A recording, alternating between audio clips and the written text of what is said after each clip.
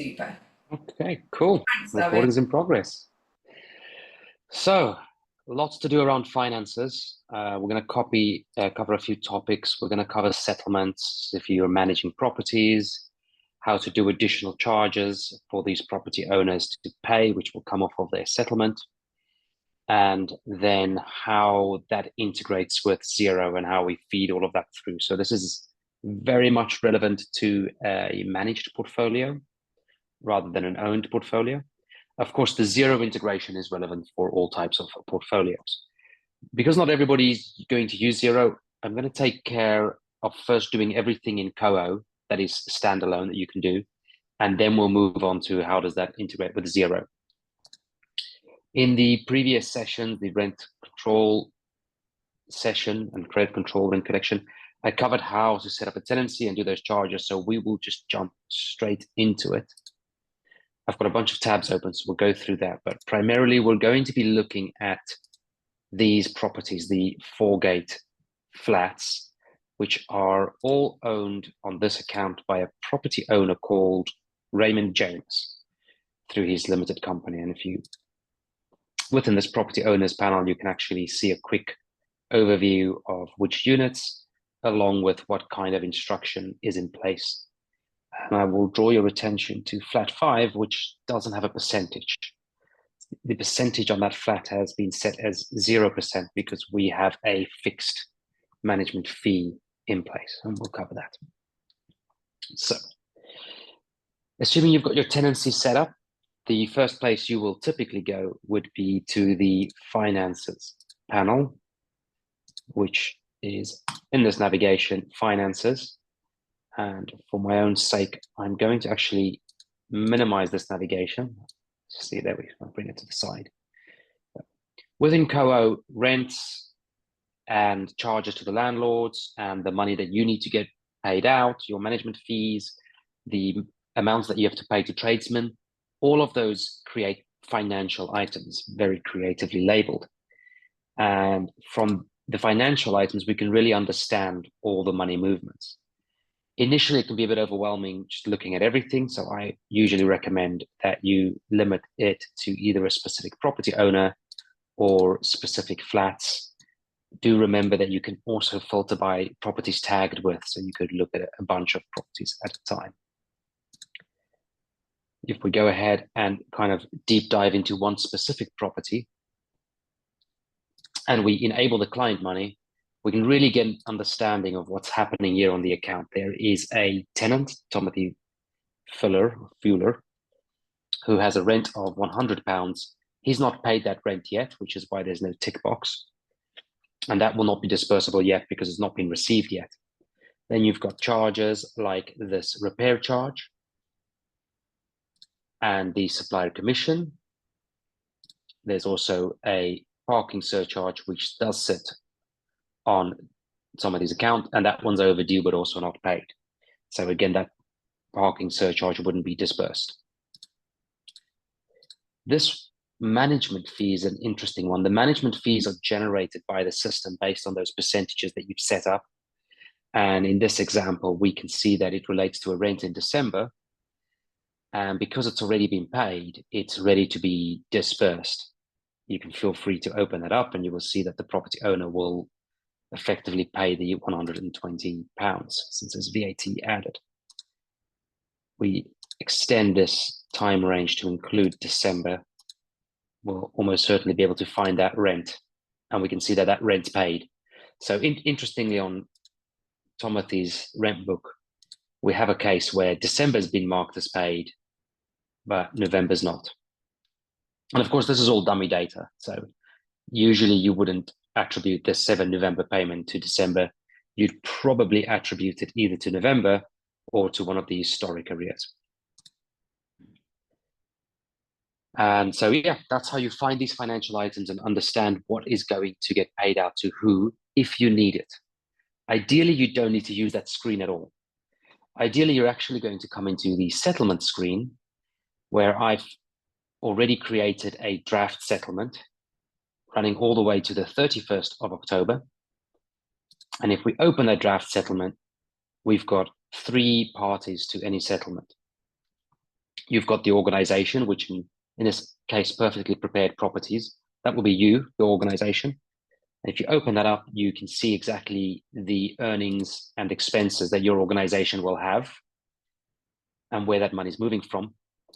This one's actually a very interesting case. In this fake example, the property owner is giving you a flat to Airbnb, but he's got special Airbnb insurance, which he wanted to take out in his name. And your commercial arrangement with that property owner is that you are liable for that insurance policy. Hence, there's actually £100 moving from your organization into the property owner's bank account, basically, through the settlement.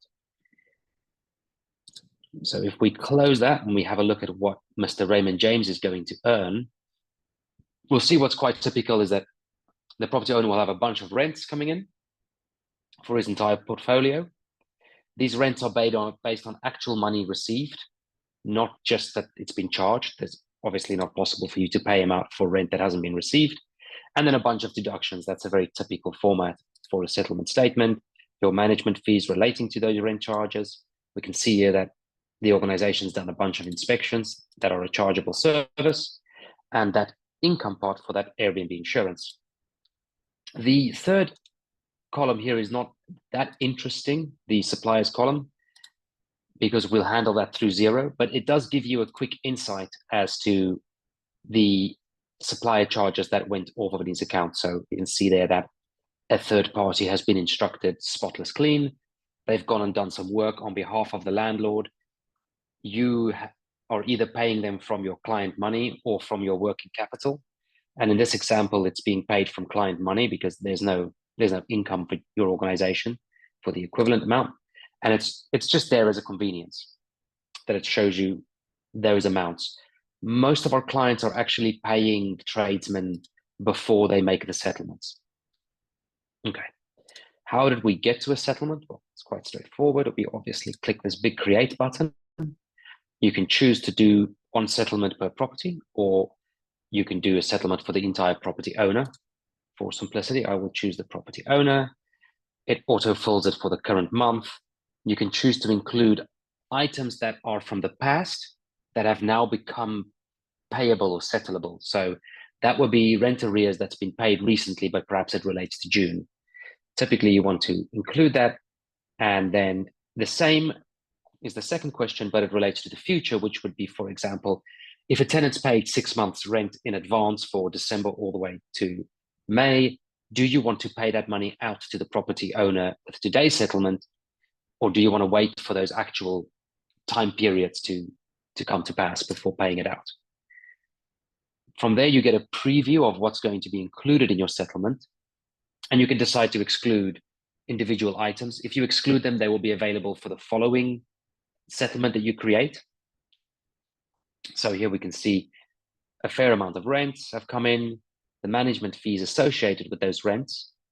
And this management fee doesn't associate to a tenancy. And I'll show you why in a second. That relates to the fixed management fee Airbnb property we were talking about. So from here, it's a simple case of creating your settlement. You can give it a name.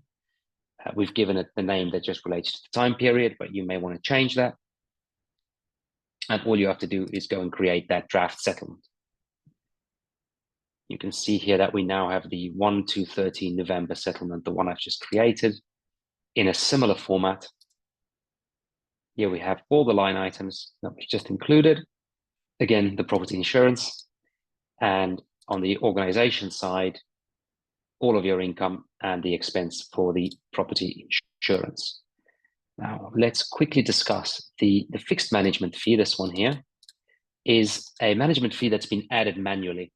Now, you can add management fees at any time, either from this screen under financial items, and you click the add financial item button, or in the navigation, if you pop that open, there's a little shortcut plus financial item, and you can add one.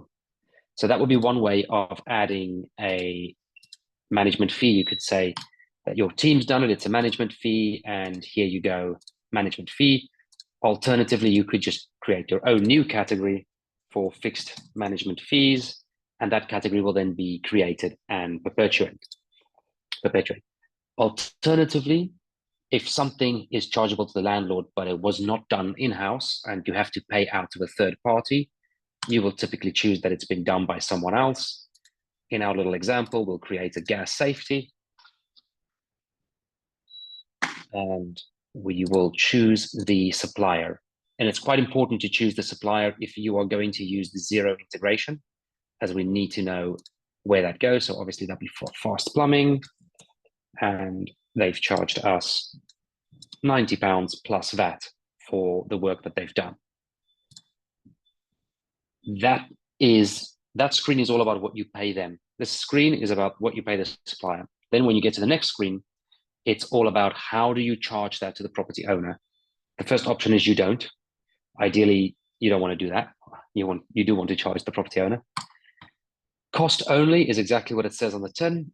There will be no additional charges to the property owner, and you simply have to basically tell the system, have you paid the Fast Plumbing gentleman from the client money account, or have you paid it from your working capital?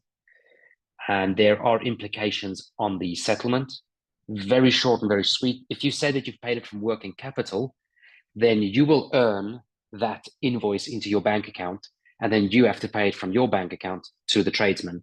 That will be very typical for utility bills that you need to set up on a direct debit, so you're unable to put it through the client money account, or perhaps where you've had to buy something on a credit card, then hence you don't put it on the client money account. If you do charge a markup, then you simply choose the markup option and what the percentage would be. Now, one thing that's very important to understand is if you choose a markup, it means that the money will go through your working capital account. It means that you are onward invoicing the invoice. The tradesman invoices you 100, you make an invoice to the property owner for 120. There can be VAT implications if the tradesman is not VAT rated. So to get around that, there is an option where you essentially pass the cost on and you charge a separate fee. That does open you up to transparency. And if we go ahead and click the preview button on any of these, we can see exactly what's going to happen. So in this case, you've got a client expense, meaning it's going from the client money account for the cost of the gas safety direct to the tradesman, one money movement. You will then have a second money movement, which is your management fee, which will make its way onto the settlement statement. And hence that will be an amount that will be visible to the property owner.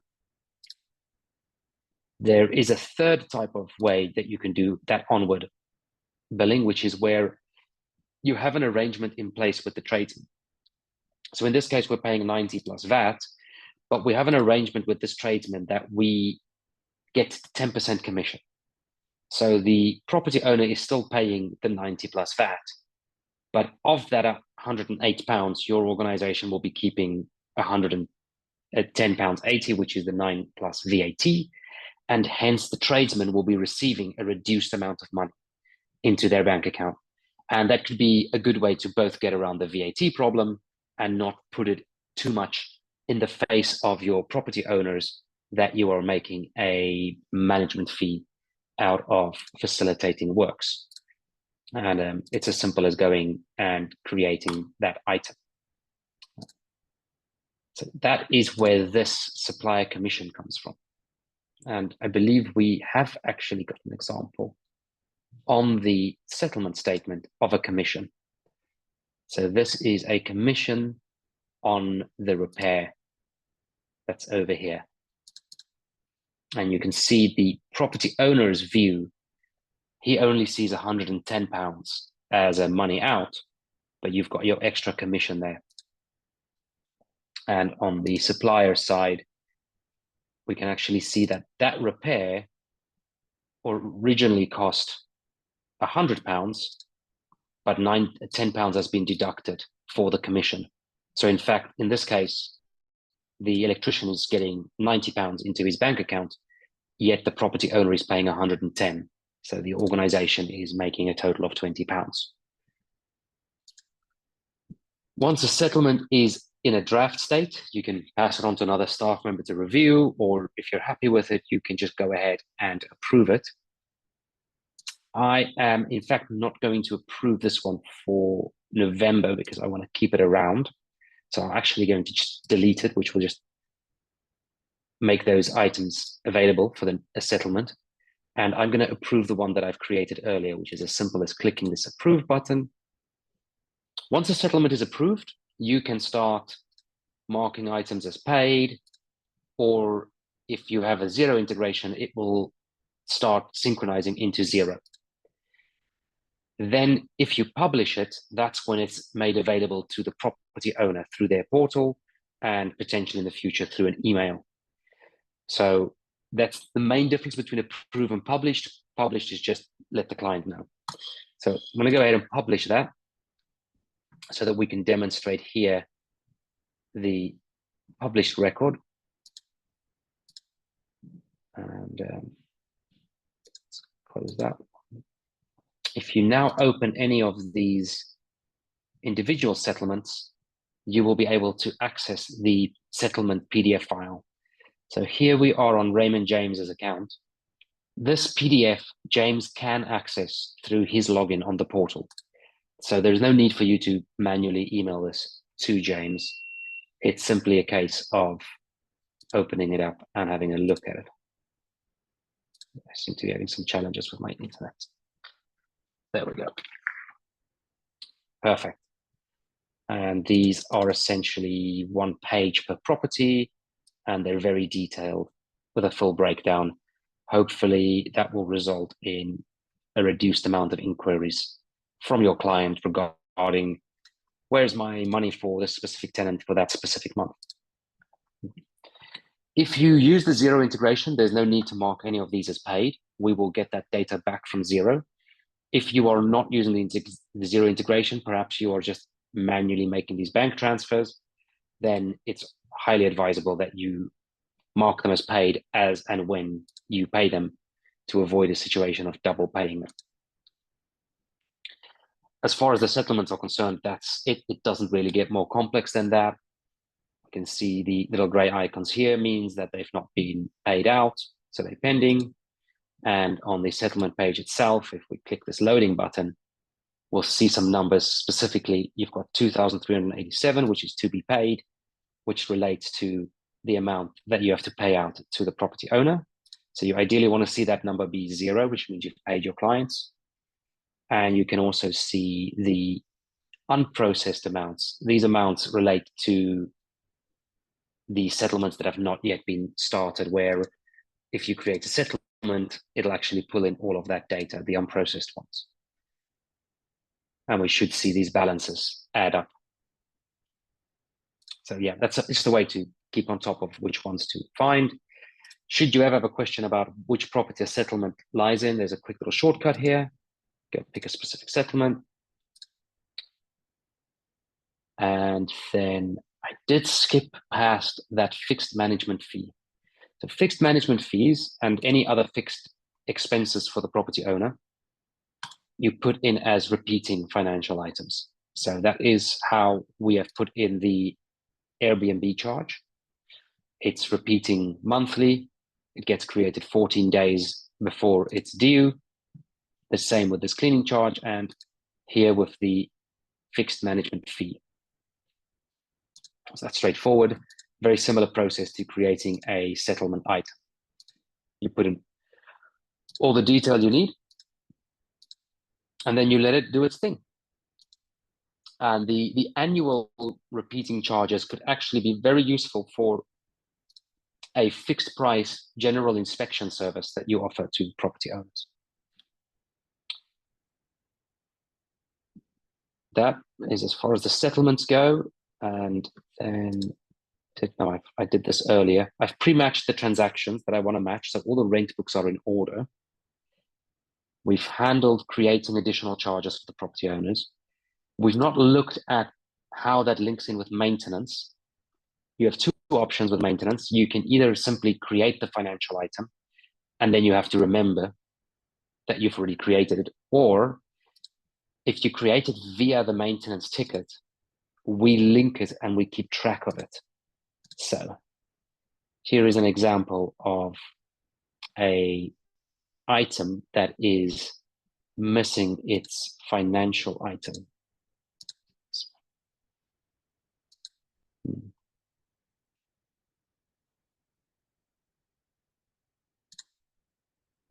Yep. Approve that invoice. And this is for flat 5. Perfect. Okay, now that the invoice has been approved, we're able to create the financial item. So there's a little shortcut here. It pre-fills all of the information. It copies over the information from the invoice that the supplier gave you or that your team member manually added. And that simply means that you really just need to go to the last screen and decide how do you want to charge this onward. Let's say we will do a cost only from the client money account. And you get to preview that the same as before. Once you've created that, this is going to update and it will give you a little indication there that it has a financial item. If we refresh this, I'll see that there's only one item left without a financial item. So as a concept, it'll be a great way for your organization to keep track of every single repair that has an invoice, that invoice gets passed on to the property owner via that shortcut. There is one other shortcut we do have on the platform, which is the follow-up step on an onboarding. So now that the client's onboarded and the contract's been agreed and countersigned, you may want to charge a tenant find fee. So some organizations do that. This is the property owner will pay this management fee. Yes. Maybe you have a standard £60 plus VAT charge for securing a new tenant. And then voila, you create the item from there. That's all about streamlining the process and making it easier for your management team.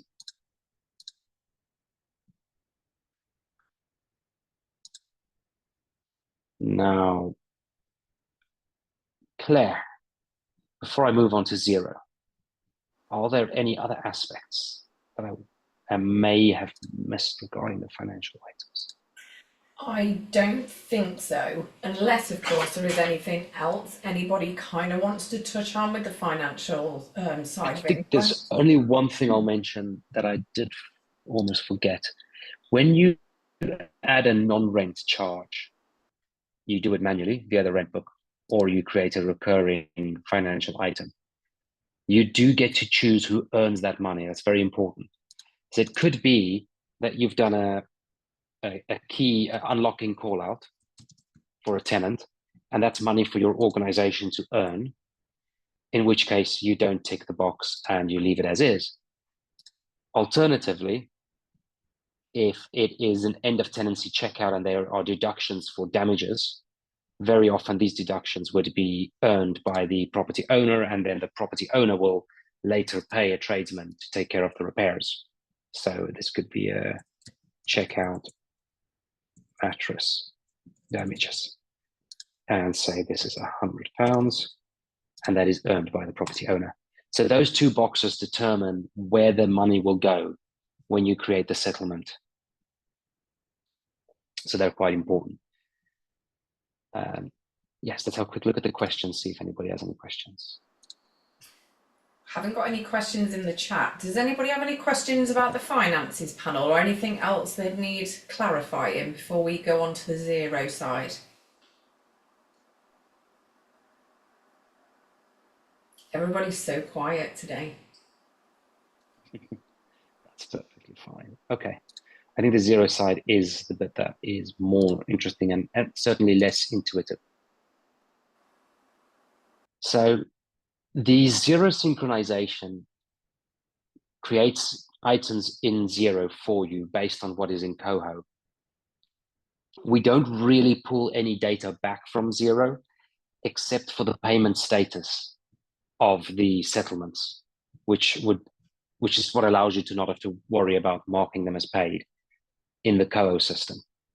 So if you do make modifications on a tenancy in Xero, COHO will not know anything about it. So it's quite important that you use COHO as a source of truth. The easiest thing to set up on this integration is the tenant rents. It's the first bit that's the easiest. You find the Xero connection here in the finances panel. You'll click to add an account. You'll choose which properties this account applies to. For most people, this would just be all properties as they have one Xero connection. But if you have multiple Xero accounts and you need to target different properties for different accounts, I would recommend either the owned by or the tagged with. The tagged with being a bit more powerful. So you could create tags for your different limited companies. From there, it's a simple fact of choosing what day you want synchronizations to happen from. It's also the day that the data will get pushed from. That, in other words, data that is applicable earlier will not get pushed into Xero. And this would be when you are coming from another service provider, or you already have data in Xero that you've been maintaining manually, and you don't need us to create all the historic data. You just want the data from the 1st of December onwards. Then you would simply choose the 1st of December onwards. You can leave this default as is, or you can choose to create invoices in Xero long in advance. There's no need to create invoices too long in advance.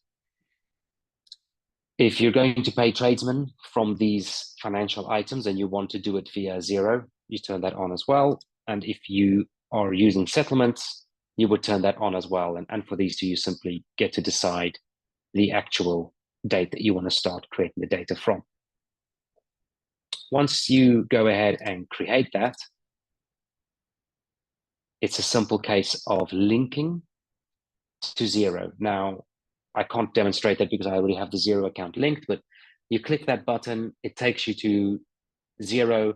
If you're already logged in, it will just ask you for permission to link the account. If you're not logged in, it will ask you to log in. I also actually don't want this to exist. I think I will create a one just for Natalie Moore, and then I will archive it so that I don't see it here.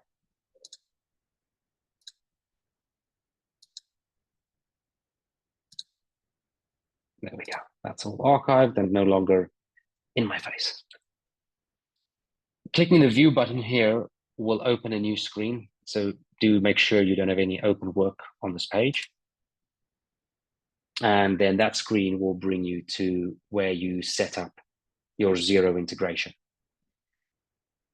The first thing that you need to do when you come in here is to click the blue button, which will pull back the chart of accounts from Xero, the tracking categories, the various contacts.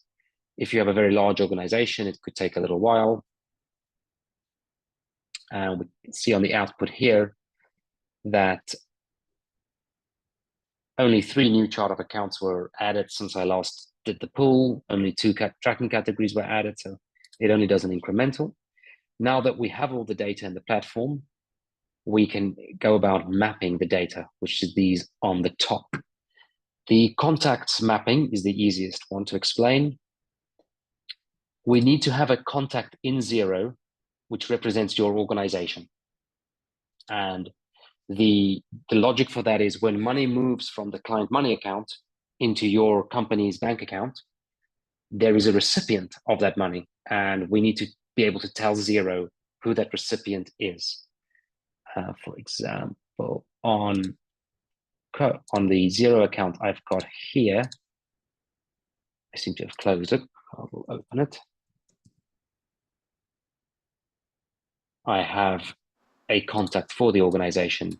Sorry, David. Sal has just said that she can't see the screen. Can everybody else see? I can see the screen, yeah. So, Sal, just to interject, David's got his Xero up on the screen at the moment. No, I could see it. I could see everything. And then when he said, "Oh, I don't need to do this bit now," and took the screen share off, well, I don't know what he did. And now all I see is David. Oh. Okay, let's start the share again. That's it. I can see it now. Hey. Perfect. Okay. So I guess I'll just continue where we were on the synchronization panel. After you've linked your Xero account, to recap, you click the blue button. That'll pull in the data from Xero that you need, such as tracking options, charts of accounts. If you go and modify your tracking options, or you add new ones, or you modify your chart of accounts or add new ones, you do need to come and push this button again. For example, if you're trying to map a contact, but it's not available in the list, it may be that you haven't pulled the data. So we need a contact for the organization. And if there isn't one will be created. So you could just leave it blank. You probably don't have an existing one. And it's the same with regards to your suppliers. We do need them to exist. If they don't exist, a new contact is created. The same with the property owners, and the same with the tenancies. So you'll see that there's a contact per tenancy. And I think I've got Lesa Richardson's contact open here on Xero. So we can see this is her contact, and her contact has all of these rental invoices associated with it. And I would expect that this data will match and be a one-to-one with what we have in COHO. So that's one step to map contacts. The next step to map is your tracking options. Tracking options are mapped based on the property or the unit. So in other words, the room. We've kind of broken these up into the types of ownership, and then for the managed properties, it'll just be the individual's name. So you have the option here to map for a specific property owner. For this demo account, I've actually decided to map properties based on their type. So I've got single lets and I've got the property address. And these mappings, for those who are not aware, you find them, you go into accounting, you go to advanced, tracking categories. See, in my accounting, I've got tracking categories here, but that's because I've got this little star ticked. If you tick that star, it shows up in this navigation. Okay. Once you go into the tracking categories, you are able to create 2 categories, and each category can have an unlimited amount of options inside of it. So certainly, if you are only using one tracking category, I would strongly recommend you make a new one and you track the property owners. That would be a very useful thing to track. So you go through and you map all of these. You don't have to map the units if you are happy with what is at the property level. So here, where you've got the individual rooms, there's no need for us to put Hawthorne Rise into each and every one of them. So that concludes the tracking options. Then we have the tax rates. These are very straightforward to map. Simply map the left-hand side to the right-hand side. And finally, the difficult bit, the chart of accounts. So the chart of accounts is quite difficult to map, quite primarily because there are so many chart of accounts typically on a Xero account. And secondarily, because quite often you may not know, and you may have to discuss with your bookkeeper or your accountant. Moving from the bottom up is easier. The bank account mapping, very straightforward. The NatWest bank account that I have linked in COHO, I map to the NatWest current account. It's the same bank account that I have in Xero. If we go here in Xero, we can see I've got bank accounts. You find that under the accounting bank accounts. I've got a NatWest bank account there, and then I've got a NatWest bank account here. Rent book payment sources would be payments that have not come from the bank account feed. So payments that have not come through the transactions feed in COHO. For those not using the transactions feed, you find it here in the financial under transactions. And this is where you link a bank account into COHO, and we pull that data every couple of hours.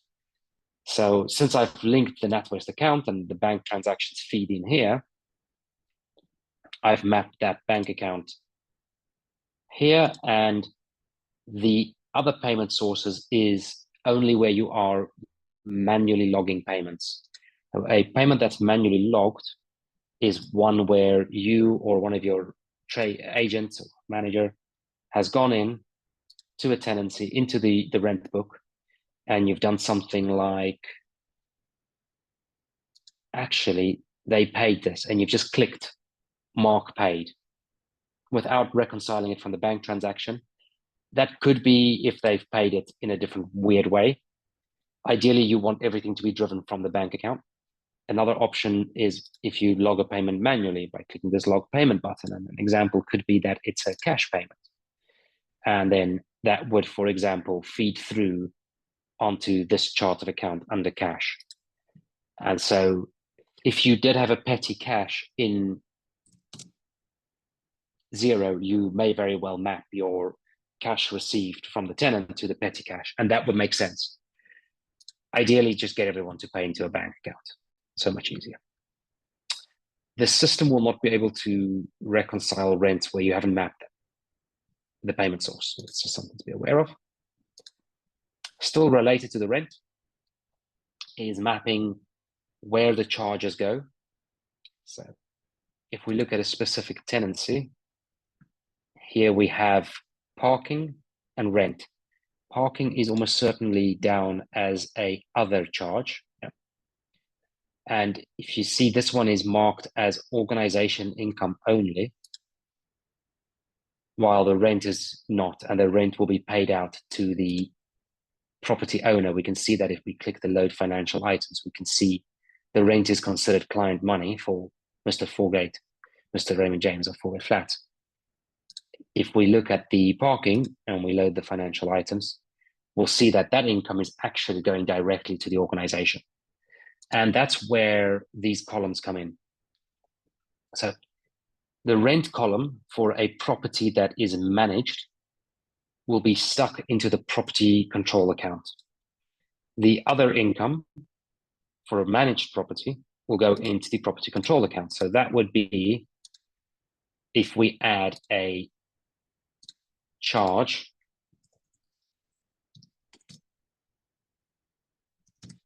of, say, £50 here, and we say that this is paid out to the property owner. So when we pay it out to the property owner, it's other, it sits under the managed property column for a managed property. However, if it's a managed property and you don't tick this box, it will actually use the column of owned properties, because that income is owned by your organization. It's to be earned by your organization. So that's one difference there. But really, you simply will fill up all of these with your property control account, except for deposit and the holding deposits. Those would go into a chart of account that is purpose made for that. If we open up accounting, again, under advanced, go to chart of accounts. This will give you a place to see all of your chart of accounts. And on this account, I have a tenant deposits chart. I also have a separate tenant holding deposits, and they are different. So I do recommend you have two separate chart of accounts for them. Tenant deposits may be long held or paid out to a deposit protection scheme, whereas tenant holding deposits will convert into something else the moment the tenancy is confirmed and you confirm the move-in monies. At that point, the holding deposit will be removed as it's no longer relevant. And as you can see, these are current liabilities. Chart 200 on Xero is usually your sales chart. It's quite common for that to end up being your rental income chart, but it doesn't necessarily have to be. So you may have to talk with your accountant. It may not be called sales. It may be called rental income, or so on. Once you've mapped these bottom three, you're actually ready to start synchronizing rent books. The financial item categories is only required if you are going to use settlement statements or tradesmen's invoices. So to save everybody the boredom of doing the next ones, we'll do a little side quest and we'll go and synchronize our rents. We can synchronize rents on a specific tenancy basis or for the whole organization. I think to demonstrate this, we could go into Lesa's account, and we'll see here that she's up to date at the 1st of Feb. So let's go and find Lesa. The search is very powerful on COHO, so I strongly recommend you use that. You can see she's all paid. We say, yep, well, we want to charge her some more money. We're going to charge her, what's today? The 13th. Yeah, it's already there. Okay. Due today, internet contribution charge of £100, and we'll say this is earned by the organization, and we'll go ahead and add that. And we now have that, and we can see there that it's marked as due for the 13th of November, even though these other ones are paid. Interesting order. I think we added all of these today. And we will go ahead and find her and synchronize her. Usually you wouldn't synchronize one tenancy at a time. You would usually do the whole organization. As you can see, it was really fast to synchronize one tenancy, which is why I did that. But you could also kick off the whole organization, which we'll do just for completeness sake. Opening up you see there's no errors, which is what we want to see. We don't want to see errors. And if we open that up, where you can see a rather difficult to read log file. But what's interesting here is it gives us all of the information.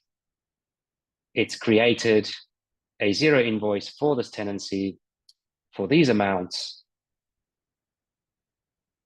And that would make sense that if we now go and have a look at Lesa's account and we refresh this page on Xero,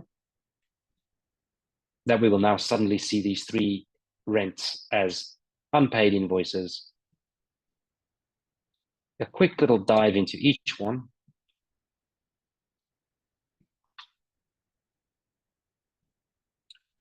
Draw your attention to the chart of account that's been correctly mapped, the property type, the property, the type, and as well the description all pass through, the payment reference here at the top, invoice number, all of the details exactly as they are in COHO. And this one was earned by your organization, but this example, which was the checkout damages, the invoice goes to the property control account. And that makes sense because the money that comes in needs to go to the property control account. When you create that settlement, that's the money moving out from the client money account. And hence, that will again go through the property control account, and the £100 positive and £100 negative will balance each other out to 0. Okay, great. Let's see if the full synchronization has finished. All 6 tenancies done. Lovely, no errors. You can see it's a bit more involved, being more tenancies. And most importantly, no errors at the bottom, and only 6 requests were made to Xero. Generally, we are only creating data. I need to plug in my laptop, apologies. We're only creating data in Xero where we know that it needs to be created. So if you run the incremental synchronization again, we would expect it to not make any API calls.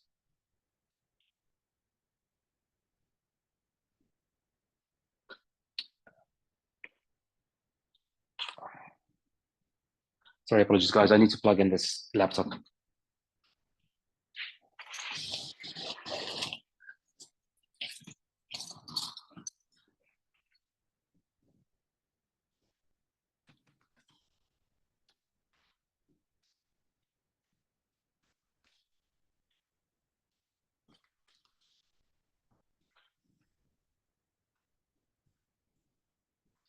Okay, perfect. Happy days.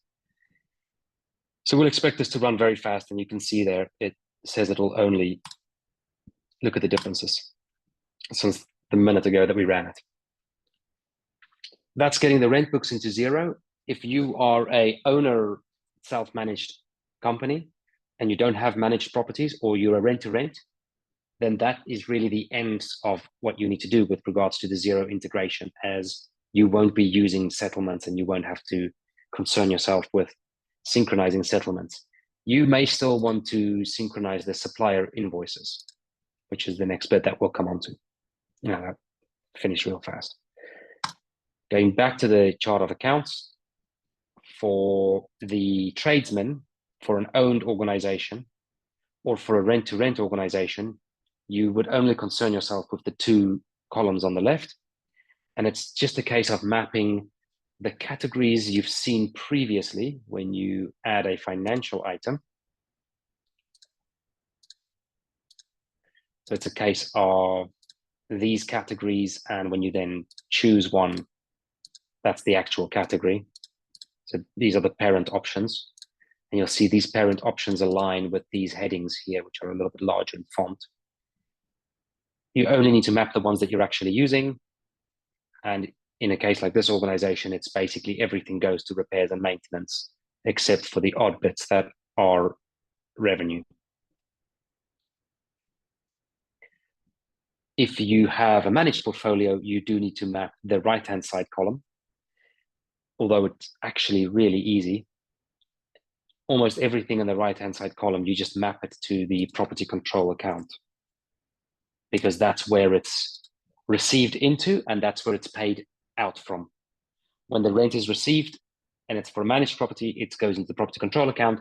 And when the property owner pays out money to your organization, that money moving out comes out from the property control account. And the same, if you scroll down, for settlements here. When that settlement is paid out to themselves, it's also coming out of the property control account. So yeah, you go ahead, you map all of these, and then you're ready for the next step. You map those, you also map the property owners, otherwise you'll be creating new contacts. Once you've mapped them, you can kick off the suppliers synchronization, and the supplier synchronization will create bills to pay. Actually, before I do that, I want to show you the bills to pay on this account, which sits here. So in Xero, you go under business, bills to pay. This will show you all the monies that you need to pay out from the client money account or from your own current account, such as, for example, tradesmen. You can see there are none awaiting payment. Close that one. We can see here that the Perfectly Prepared Properties Limited doesn't have any bills that it has to pay nor to receive. For this property owner, we're also on a zero balance. I see we do have these two incomes. It's good. I'll close that one. And for this supplier, spotless clean, we'll see they're on a zero balance, everything's paid. So when we now go and make those synchronizations, we expect these data points to come back in. And very interesting is this blue button is there to help you just to pull back the statement. So if you've done a bunch of payments in Xero and you want that payment status to come back to the system without waiting for the sync or running a full synchronization, you can click the blue button. Although the pink button also pulls back the payment status. And we can see that we've got an error, which is good news. It means I can demonstrate how we're going to go ahead and solve an error. That's completed with only one error.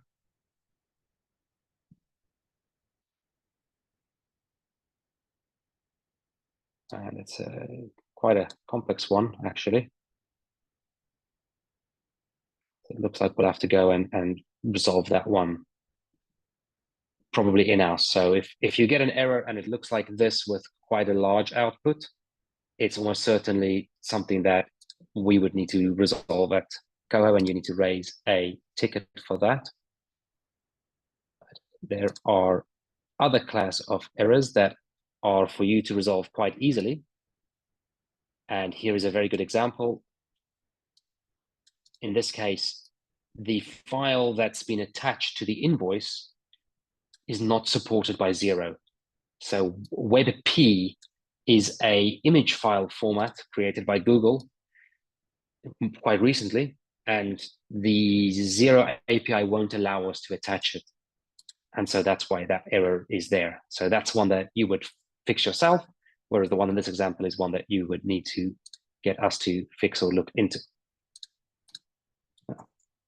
If we go ahead and refresh these Xero screens, we now have our bills to pay, 120 and 800. We go ahead and open these, and we'll see the money's being paid out from the property control account. So this one has to get paid from the client money because it's being paid on behalf of Raymond James. Same with this one. And right, floating control menu, perfect. Here with Raymond James, we actually have that new settlement we've created. So there is a invoice to Raymond James coming from your organization, which is charging him for the various items that is on that settlement. So this is for settlement 7. We can see we have an inspection charge, a management fee, another management, that property insurance charge is a reversal. And if we go and open that settlement in COHO,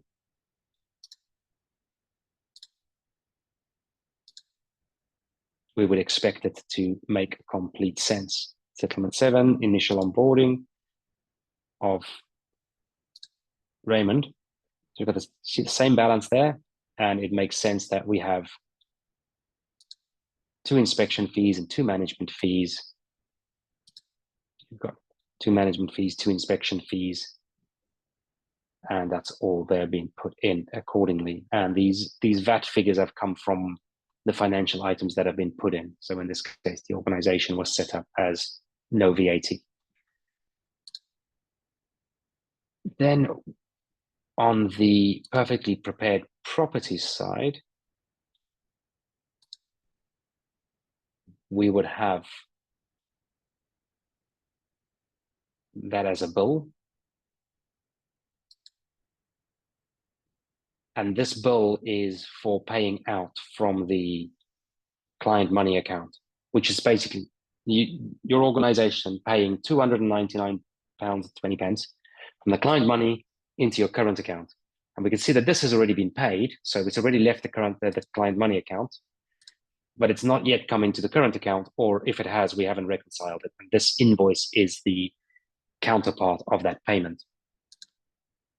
The easiest way to see all these payments that you need to make is by going into business, bills to pay, and the awaiting payment.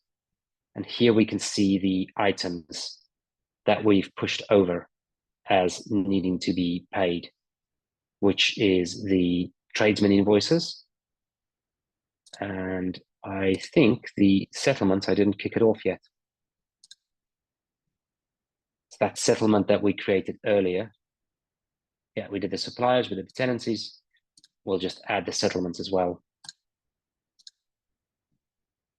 I would then expect to also see those settlements in the payable breakdown. Okay, great. And we can see that it's created 3 items for us. So now we go ahead and refresh this. And that makes sense. So here is that rent to 31 October, the fees, and these 2 are the money outs from your client money. So we pay Raymond James, his net 2387 is on the up to 31 October, 238702. And we pay the organization, it's 830.40, which is that amount. And you see we have spotless clean, which we pay 80 and 80. And that's why we have spotless clean here, 80 and 80. And we have this fast plumbing, but it's not yet been pulled into a settlement. This account is configured to create those immediately. so that the tradesmen get paid as fast as possible. From here in Xero, you have two options. You can either make the payments manually and wait for them to show up in the bank feed and then mark them as reconciled. You can make the payments manually, click this green button, make payment, which will pull it through to a new screen where you can say what bank account are you paying from and how are you paying. Now, there is an integration with Cresco, there is an integration with Teleroo, there are other integrations with TransferWise. If you added those integrations, they would be here as drop-down options, and they could facilitate making the bank transfers for you. In this account here, I am not able to demonstrate it, but you could, for example, click mark this paid. So what you would do in this case is you pay every person on your phone, and then you just mark them as paid by clicking this create payment. Alternatively, and much better, you create a payment file. The bank account and sort details are saved within Xero. You can preset that up based on the recipient. And that's where having a perfectly prepared properties contact is so important, because you need to set up your bank account for receiving your own money. And you go ahead and you click create payment file. It's going to create a payment file. And it has marked these items as paid. So now it says paid from NatWest on this date. And I have a payment file in my downloads. I don't think you can see it on the screen share. Now, if we go finish and view batch, and see this is the batch payment that was made. See, it's unreconciled because that means that Xero is still waiting to reconcile it to the bank transaction on the bank account. But what it has done is there's another place for you to export the batch file, that you export the batch CSV. So from here, you can export your backs. You can send remittance, which is where you send an email to all of the parties to tell them that they are receiving this amount of money. And most importantly, these items are now marked as paid. So if we open up one of these, we can see that it's paid.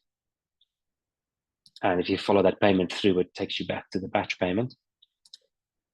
If you've created this an error, you can always just click remove and redo. And that just takes it back. Now, this is quite important for not double paying landlords and tradesmen. If you follow these steps properly, you now no longer have anything awaiting payment. And within COHO, we can now pull back those payment statuses for the suppliers and for the tradesmen, and we can see there that it says it's updated payment status. That's all run successfully. We go ahead and reload this table.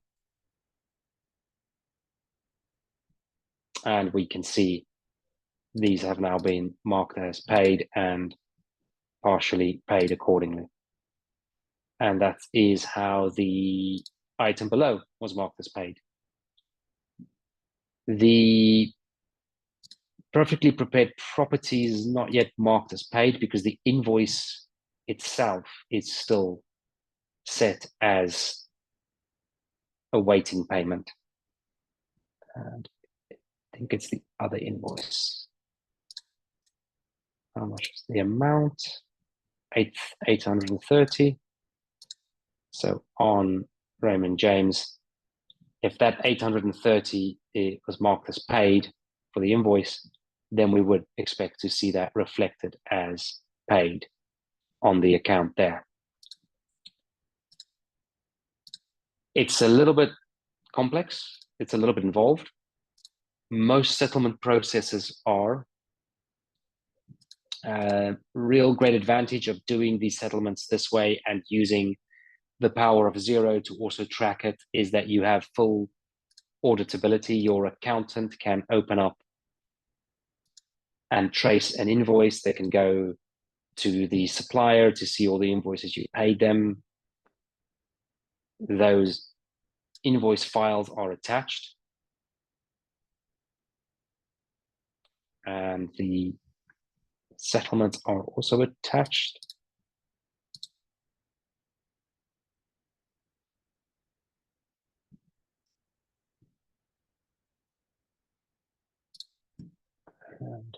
that is really as far as the integration goes. One bit we didn't touch on is whether you still need to synchronize or reconcile is the word. Reconcile bank transactions in Xero with regards to rent payments. The unfortunate answer is that you do because of Xero. Even though we have given Xero all of the information, the exact payment reference, the date, the amount, Xero still wants you to come and validate this by clicking the OK button. Generally, it's not a problem because it's as simple as every week, sit there with a cup of tea and just click OK on all the green items. These that are not green are because I haven't reconciled them yet on the bank feed here. I keep some data around for the sake of demonstrations. But with your company's account, I would typically expect just a line of green things. And then you can just click through on all of them and you'll reach, okay, you're done.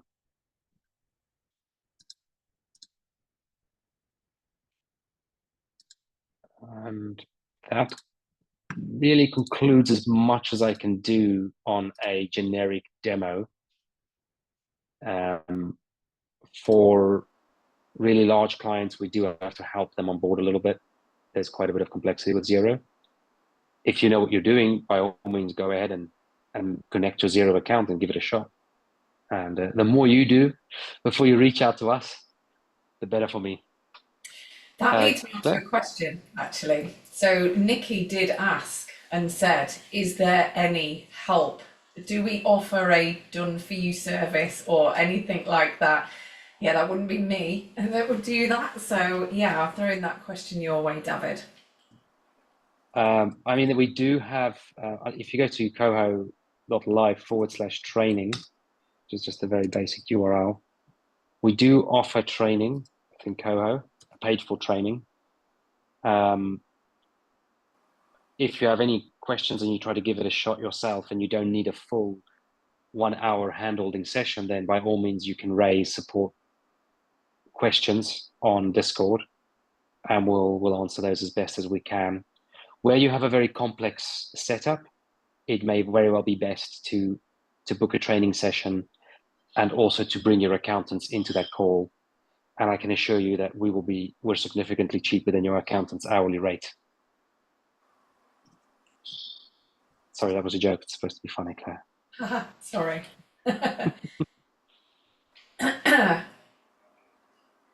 Does anybody else have any questions at all?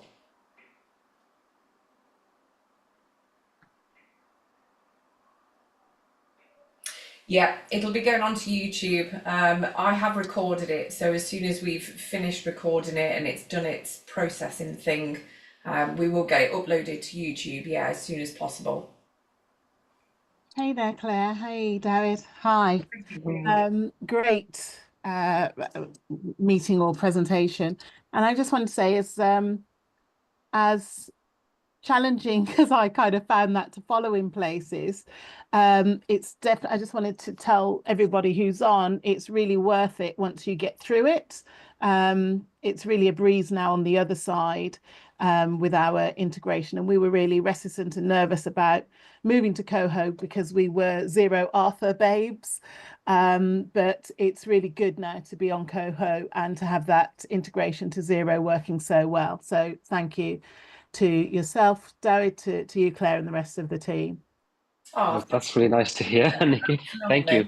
I think I do need to make one point because Arthur, you reconcile rent in Xero, and that means you have to keep your systems up to date in real time. And we've made a decision not to go that way. You reconcile your rents in Coho first. And this really gives you the ability to actually ignore your bookkeeping for a week or two at a time. And you're just reconciling rents in Coho, you're working in Coho, and then you only really need to look at Xero when you need to look at Xero. And I think that's one key value add, especially when we're talking about debt collection. Are the rent books up to date? Can my manager just go and call a tenant because the number on the rent book in Coho is dependable? Or do they have to check with me and I first have to go into Xero and go check that there's an unreconciled payment. And so I think that it's easier once you make that mind shift, that put the stuff into COHO and then let COHO drive the data in Xero. Defo, it really works well for us. Thank you. Any other questions at all? Oh, Salah's put another question. She can't see the one. Oh, we have got the one from the rent collection and credit control. That, yes, we have. It was the maintenance one that got missed, actually, misrecorded. Mine and David's fault. But actually, when I come to think about it afterwards, I thought, it doesn't really matter too much because we've got a whole playlist of maintenance videos on YouTube anyway. So yeah, you can kind of forgive us for that one. But yeah, the rent collection and credit control, it was recorded. I don't think neither me or David have got admin rights over our YouTube channel, which is why it's not been uploaded yet. So yeah, we'll go and prod somebody in the team to make it happen. So yeah, we expect that to be out. Generally, we do these seminars on Wednesday, so we hope to have the videos up by Friday. And I believe we'll be emailing everybody that signed up. So you'll get an email saying, here's the link, it's been uploaded. I don't think we are emailing everybody. If everybody can just kind of keep our YouTube channel bookmarked, yeah, there's loads of content on there. We are looking at sort of revisiting a few of the videos as well, because as we evolve and change and we put in new buttons and do new features, which is really rapid, we are quite slow at getting around to video content. Obviously the training manual, if nobody knows that does exist now, I am updating it as quickly as I can update it. But yeah, that is going to be a good resource to refer to. But yeah, the webinars, they will be uploaded to YouTube. This is actually the 4th of 4 that was planned. And I have been sat here this afternoon thinking, what other areas do people need to see? You know, onboarding, maintenance, rent collection, finances Xero, they're the big chunky things in COHO. So if any of you guys really want another webinar session and it covers a specific area of COHO, please do email me. I've got, I think, 3 or 4 more planned. I think we're probably going to kick them off in January. This time of year is a bit sort of funny for people, winding down, obviously Christmas next month. Yeah, it's only a few weeks away. So I think in January we'll probably look at, doing these on a more regular basis, covering big chunky topics. So yeah, if you guys need to see anything at all, let me know directly. Any more questions from anybody? No? All right then. So yeah, it'll be uploaded to our YouTube channel. It is COHO Software, I think, on YouTube. But if you put in COHO, you'll see our logo there and you'll find it quite easily. If anybody does have any other questions or anything else, you're more than welcome to email me directly as well afterwards. All right. Thank you, Claire. Thank you very much, David. Thank you very much, everybody, for coming along. Thank you. Thanks. Bye. Bye. Thanks.